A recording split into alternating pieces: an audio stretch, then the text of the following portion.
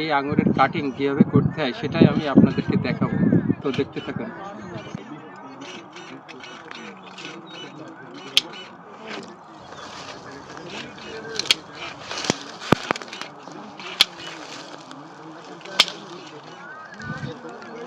আসসালামু আলাইকুম দর্শক, আমি এখন আছি একটা আঙুরের ক্ষেতে।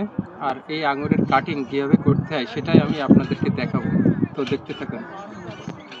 এই যে প্রথমে এরকম একটা কাটার লাগবে, যেটা আর কি গাছ কাটার ডাল কাটে খুব সুন্দর করে। এই যে আমি এখন এই কাটতেছি, এই কাটার থেকে এই দেখুন কাটিং করবেন এইভাবে, এখানে একটা গিরে আর এখানে একটা গিরে, এই গিরের উপর থেকে এইভাবে কেটে দেবেন। দেখুন কীভাবে কেটে দিচ্ছি। আর এইভাবে কাটিং করতে হয়। তো আপনারা যারা আঙুরের কাজ করেন তারা এইভাবে আর কি কাটিং করবেন। যে কোনো জায়গায় আঙুরের কাজ করতে গেলে এইভাবে কাজ করবেন। আর যারা বাসা বাড়িতে আঙুর লাগাইছেন কিংবা টবে বিভিন্ন জায়গায় আঙুর লাগাইছেন, তাদের উদ্দেশ্যে আমি বলতে চাই আপনারা এইভাবে কাটিং করবেন।